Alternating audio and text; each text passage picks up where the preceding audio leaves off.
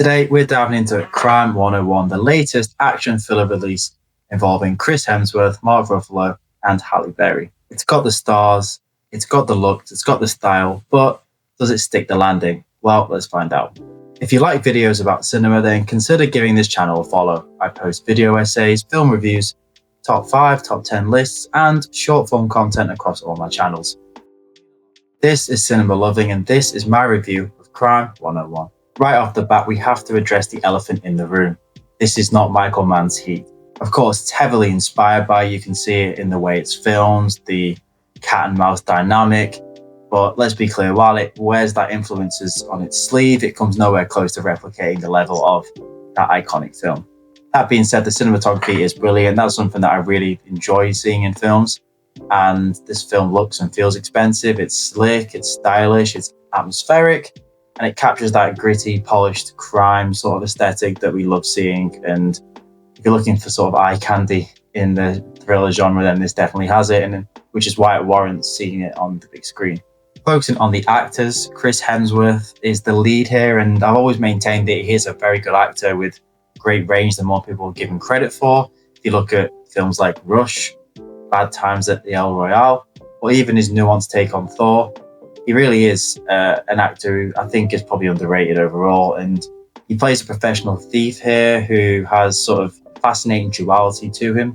During the heist, he's kind of what you expect. He's cool, calm, collected, but you can see that there's like a flicker of discomfort where he's not really that comfortable in what he's doing. And when he's not working, he's awkward, shy, and I really like that contrast between the two lives that he leads.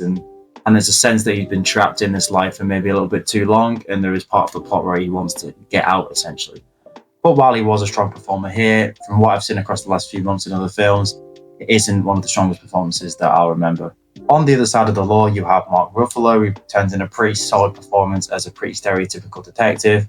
He's driven by the fear of losing his job and the fallout of his collapsed marriage, which we see in maybe just one scene in the film. Ruffalo really shows his incredible acting chops near the end of the film, where he sort of anticipates the final heist and sort of catches Hemsworth in the act where he's driving into the heist where he's going to take all the diamonds and the money. And there's a really fun high tension sequence where they're in the car together and just talking, where they clearly both know that each other are not who they say they are. Halle Berry is also in this film. She isn't in it for very long. I always thought she's a tremendous actor as well, but she doesn't have too much to do here. And there is one hilarious scene where she's kind of been told that at 53, she's too old to be going around and being the sort of the looks for an insurance company with high-end clients.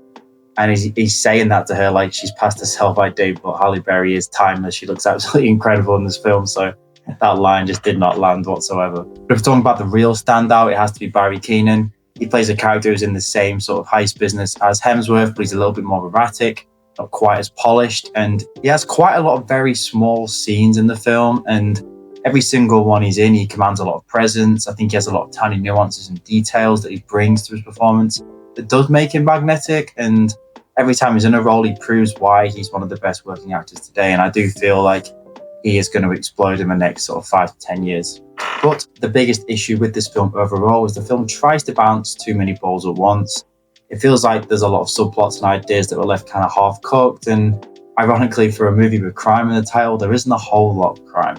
Ultimately, I'd call Crime 101 fun but flawed, and it's the kind of movie that is probably going to do really good numbers on streaming services, like on a Friday night, but it might not stay with you for years to come, and that's why I'm giving it a 3 out of 5 stars.